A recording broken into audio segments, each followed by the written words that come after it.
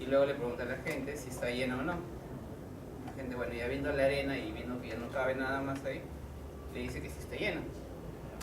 Y entonces el conferencista manda a traer agua y echa agua hasta que al final se llena la bandeja. A ver, ¿cuál es la moraleja ahí?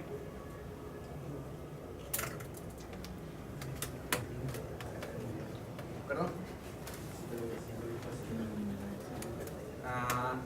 Una persona en el auditorio le respondió esto al conferencista. Bueno, es lógico lo que acabas de explicar, que el tiempo en verdad o los recursos siempre alcanzan para todo, ¿no? Y que al final siempre uno debe hacer un espacio para poder seguir haciendo más cosas. Y el conferencista dice, bueno, algo más importante que eso es quizá darse cuenta del orden en los cuales se pusieron los cosas. Porque si tú pones primero arena y luego piedras pequeñas y luego piedras grandes, ¿entra todo en la vasija o no?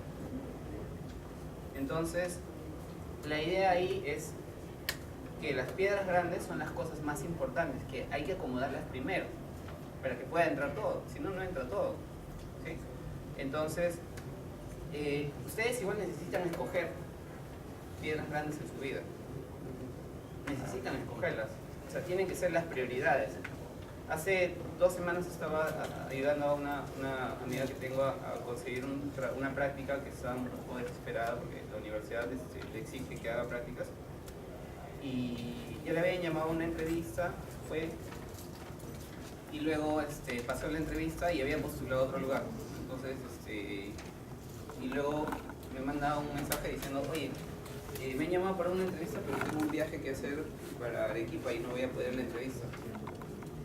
Entonces dije, ay ya, pero tú sabías que podían llamarte para la entrevista, entonces no puedes posponer tu viaje. Y me dijo, no, voy a visitar a mi abuela. Y dije, me parece perfecto. O sea, hay que definir prioridades. Si uno no define prioridades, en verdad siempre va a estar bien fregado, ¿sí? Si la prioridad de uno es la familia y obviamente visitar a su abuela, relajarse, tomarse un tiempo y que la abuela quizá no se siente bien, y eso es importante para una persona, está bien, eso no está mal. Uno puede perder un trabajo por causas familiares, si es que eso es lo más importante. Puede perder su familia, si es que el trabajo es lo más importante, pero siempre hay que definir prioridades. Conozco un montón de ejecutivos en varias empresas de aquí en bancos, ¿no? Empresas de telecomunicaciones, y muchos son divorciados o tienen familias a las cuales casi nunca ven. Y no quiero decir que eso esté mal o esté bien, ¿sí? Es un empresario ejecutivo, director orgulloso y con un buen puesto y un sueldo que es sorprendente, ¿no? Pero eso es. O sea, eso es. Las personas y ustedes, cada uno en algún momento de su vida van a tener que escoger una prioridad. Van a tener que definir prioridades. Sobre esto, quizá el video lastima un poco la sensibilidad de algunos, ¿ok? Pero bueno, es algo que a mí también me llegó un poco fuerte. Entonces, si han visto este canal TED, es una página web donde se cuelgan conferencias, ¿ok? Vamos a escuchar ahora una conferencia acerca de... La conferencia se llama ¿Por qué no tendrás éxito? ¿Sí? Y la expone un economista. Vamos a ver de qué se trata, ¿ok?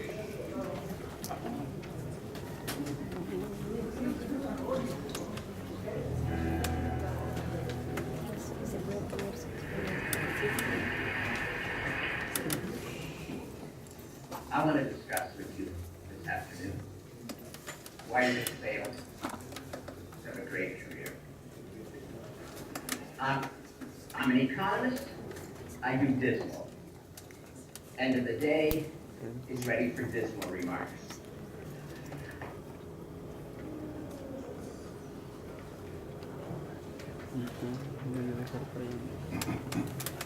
Who want a great career? I know some of you have already decided you want a good career. You're going to fail too, because you're very about failing. Canadian group, undoubtedly.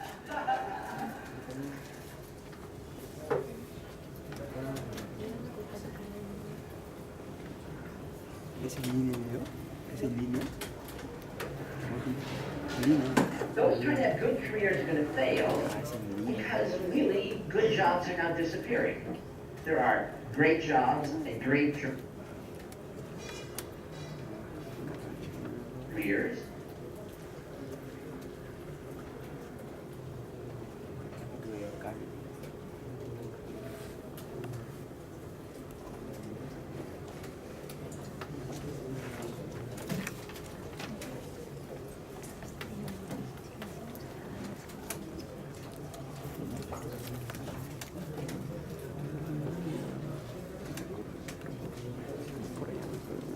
And then there are the high workload, high stress, mud-sucking, soul-destroying kinds of jobs, and practically nothing in between. So the people looking for good jobs are going to fail. I want to talk about those looking for great jobs, great careers, and why you're going to fail. First reason is that no matter how many times people tell you, if you want a great career, you have to pursue your passion, you have to pursue your dreams, you have to pursue the greatest fascination in your life. You hear it again and again, and then you decide not to do it. It doesn't matter how many times you download Stephen Jay's Stanford commencement address, you still look at it and decide not to do it. I'm not quite sure why you decide not to do it. You're too lazy to do it, it's too hard, you're afraid if you look for your passion and don't find it, you'll feel like you're an idiot. So then you make excuses about why you're not going to look for your passion. And they are excuses, ladies and gentlemen. We're going to look from a whole long list. Your creativity and thinking of excuses not to do what you really need to do if you want to have a great career. So for example, one of your great excuses is, well, great careers are really and truly, for most people, just a matter of luck. So I'm going to stand around, I'm going to try to be lucky, and if I'm lucky, I'll have a great career. If not, I'll have a good career. But a good career is an impossibility, so that's not going to work. Then your other excuse is, yes, there are special people who pursue their passions, but they are geniuses. They are Stephen Jay. I'm not a genius. When I was 5, I thought I was a genius, but my professors have beaten that idea out of my head long since. And now I know I am completely competent. Now you see, if this was 1950, being completely competent, that would have given you a great career. But guess what? This is almost 2012, and saying to the world, I am totally, completely competent, is damning yourself with the faintest of praise. And then, of course, another excuse. Well, I would do this, but, well, after all, I'm not weird. Everybody knows that people who pursue their passions are somewhat obsessive, a little strange. Okay, you know, a fine line between madness and genius. I'm not weird. I've read Stephen Jay's biography. Oh my goodness, I'm not that person. I am nice. I am normal. I'm a nice, normal person, and nice, normal people don't have passion. But I still want a great career. I'm not prepared to pursue my passion, so I know what I'm going to do, because I have a solution. I have a strategy. It's the one Mommy and Daddy told me about. Mommy and Daddy told me that if I worked hard, I'd have a good career. So if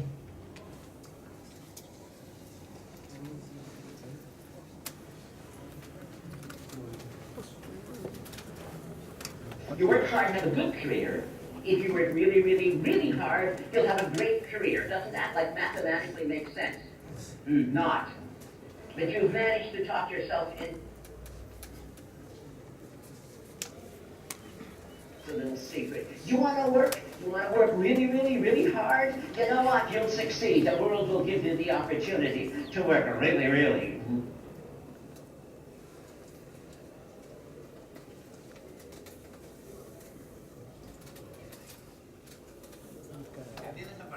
Más que nunca hay un montón de oportunidades para trabajar recontra duro y sacarse la mugre really, really hard.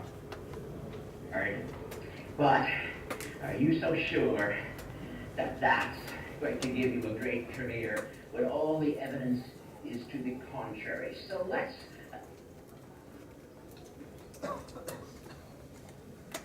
let's deal with those of you who are trying to find your passion. You actually understand that you really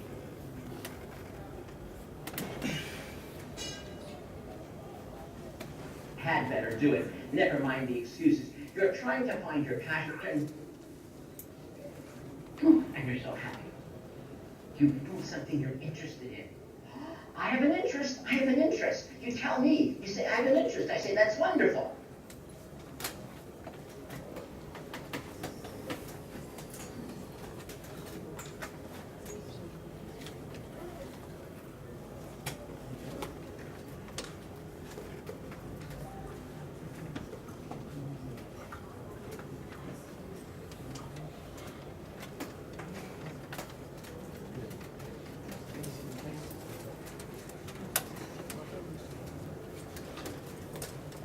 The truth, but I have an interest. I said you. A passion. I have an interest, you say. Your interest is compared to what? Well, I'm interested in this. And what about the rest of humanity's activities? I'm not interested in them. You've looked at them all, have you? No, not exactly. Passion is your greatest love. Passion is the thing that will help you create the highest expression of your talent. Passion, interest, it's not the same thing. Are you really going to go to your sweetie and say, marry me? You are interesting. Won't happen? Won't happen and you will die alone. What you want is passion. It is beyond interest. You need 20 interests, and then one of them might grab you, one of them might engage you more than anything else, and then you may have found your greatest love in comparison to all the other things that interest you. And that's what passion is. Now, that friend proposed to his sweetie. He was an economically rational person. He said to his sweetie, let us marry. Let us merge our interests. Yes, he did. I love you truly, he said. I love you deeply. I love you more than any other woman I've ever encountered. I love you more than Mary, Jane, Susie, Penelope, Ingrid, Gertrude, Gretel. I was on a German exchange program then. I love you more than Pennant. All right. She left the room halfway through his enumeration of his love for her.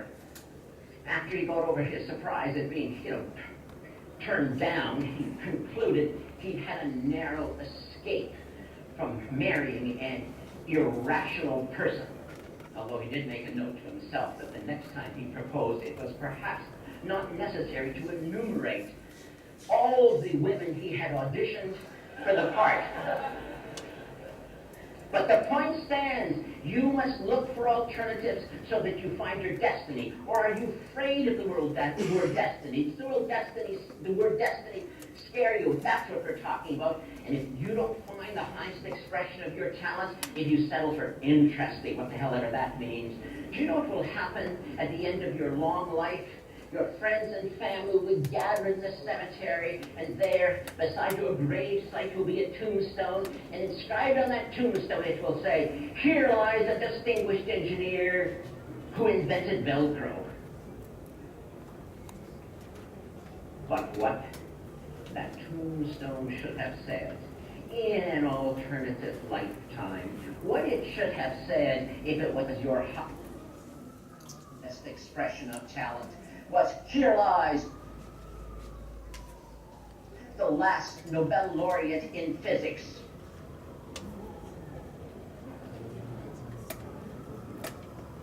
Es diferente, ¿no?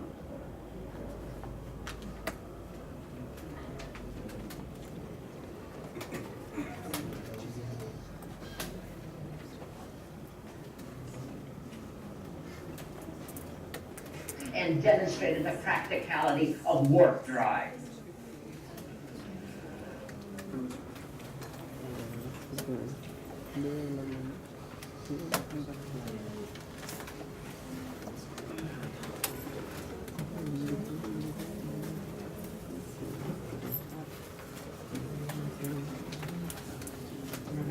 Old crow indeed. One was a great career. One was a missed opportunity. But then, there are some of you, in spite of all these excuses, you will find your passion.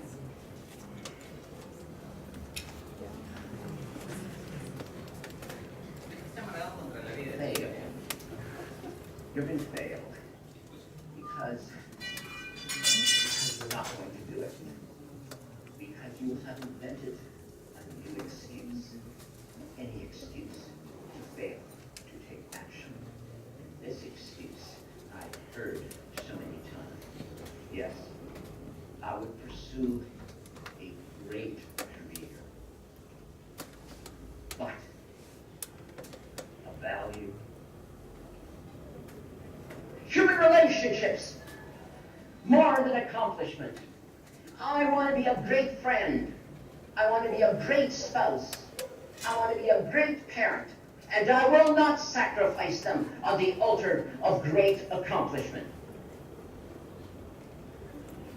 What do you want me to say? No, do you want me to say now, tell you, really, I swear I don't kick children. Huh? Look at the worldview you've given yourself. You're a hero no matter what. And I, by suggesting ever so delicately that you might want a great career, must hate children. I don't hate children. I don't kick them. Yes, there was a little kid wandering through this building when I came here, and no, I didn't kick him. Of course, I had to tell him the building was for adults only and to get out. He mumbled something about his mother, and I told him she'd probably find him outside anyway. Last time I saw him, he was on the stairs crying. What a wit. Well, what do you mean? That's what you expect me to say. Do you really think it's appropriate that you should actually take children and use them as a shield? You know what will happen someday? You ideal parent, you. The kid will come to you someday and say, I know what I want to be. I know what I'm going to do with my life. You were so happy. It's a conversation a parent wants to hear because your kid's good in math and you know you're going to like what comes next. Says your kid, I have decided I want to be a magician. I want to perform magic tricks on the stage. Quiero hacer un paréntesis acá, por si acaso. Esta parte del video, por si acaso, no es que se esté burlando de la magia, el arte, ese tipo de cosas. Es un tema irónico. Que mucha gente a veces no lo capta, le muestra el video a varias personas. Y a veces dice, claro, yo soy ingeniero, soy doctor, he tenido un montón de estudios, he hecho un montón de cosas y mi hijo viene y quiere ser cantante. No está malo ser mago o cantante. No está hablando del tipo de profesión. Está hablando de... ¿Conocen a Harry Houdini o David Copperfield? O sea, si esos nombres les suenan o algo de eso les suena, es porque hay que ser el mejor en algo. ¿Sí? No necesariamente significa que cierto tipo de actividad o cosa que tú hagas en verdad sea de mérito. ¿Sí? O sea, es un tema de ironía. Creo que a veces la gente no le agarra esa percepción.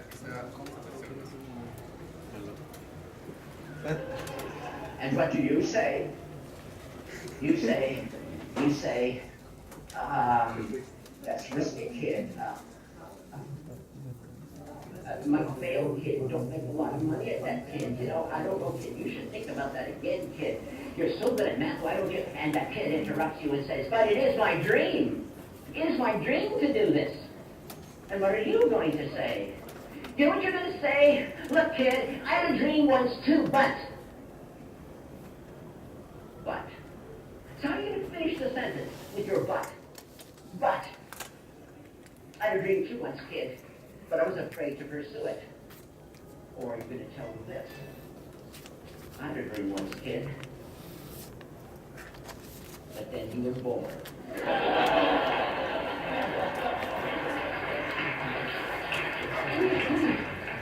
Do you really want to use your family, do you really ever want to look at your spouse and your kid and see your jailers? There was something you could have said to your kid. When he or she said, I have a dream, you could have said, looked the kid in the face and said, go for it, kid. Just like I did. But you won't be able to say that because you didn't. So you can't.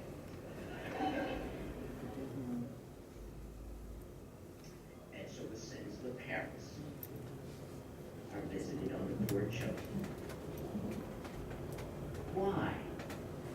When you seek refuge in human relationships as your excuse not to find and pursue your passion, you know why.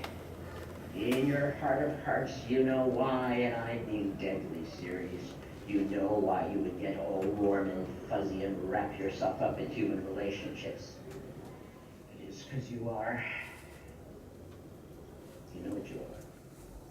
You're afraid to pursue your passion. You're afraid to look ridiculous. You're afraid to try. You're afraid you may fail. Great friend, great spouse, great parent. Creo que los subtítulos están un poco adelantados, ¿ok?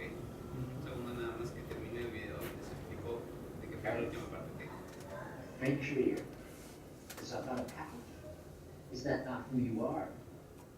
How can you be one without the other? But you were afraid.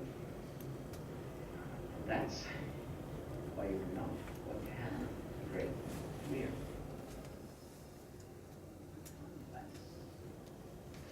Unless that most evocative of all English words, unless, but the unless word is also attached to that other most terrifying phrase.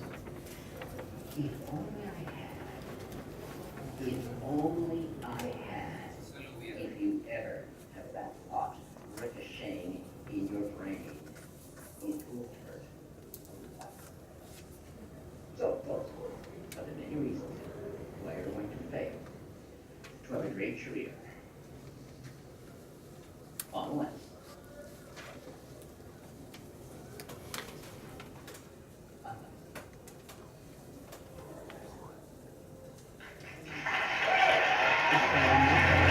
Porque se llena la memoria, ¿no?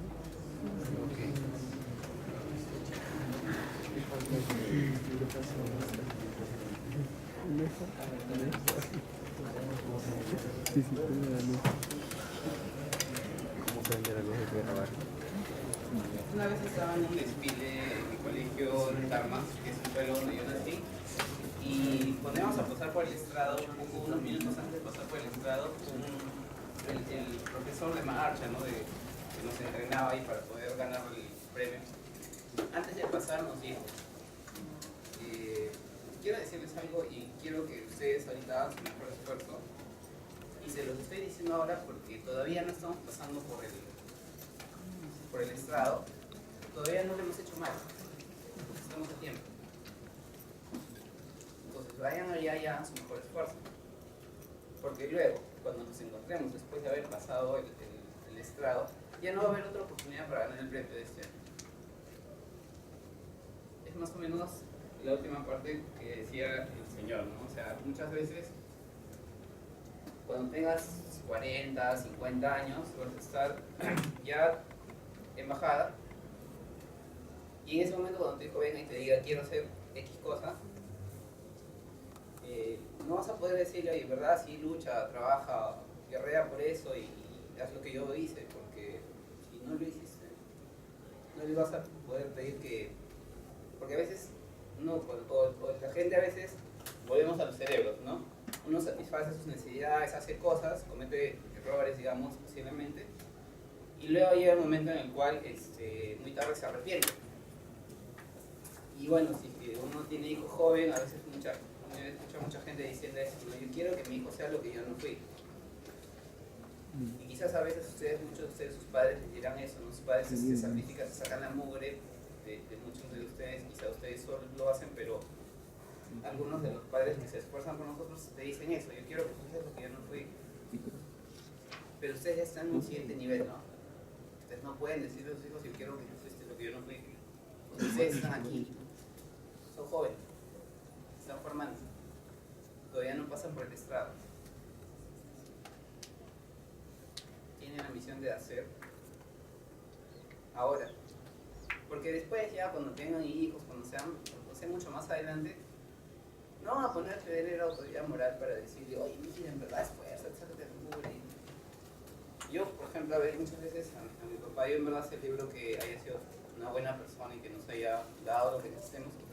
No le puedo reprochar nada porque él no tuvo oportunidades, no pudo acceder a una educación, le faltaron muchas cosas y se dejó llevar por la vida como se deja llevar por la vida muchas personas. Pero yo recibí educación. Me gusta escuchar a las personas, me gusta leer. Y sé que en este mundo hay muchas cosas que se pueden hacer hoy en día.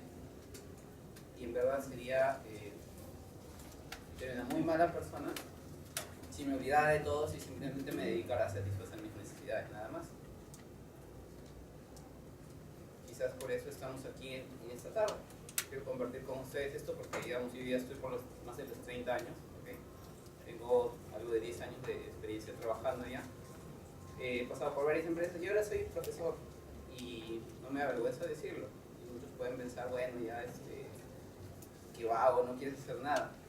Paréntesis en mi carrera mientras me preparo para lo siguiente que quiero hacer, que es irme a estudiar afuera, es decir, que hoy es algo mucho más difícil de lo que era hace mucho tiempo, porque hay mucha más competencia y tengo que competir con muchos jóvenes como ustedes que han nacido en una época donde toda la información está ahí y tienen mucho más potencial. Entonces, el reto está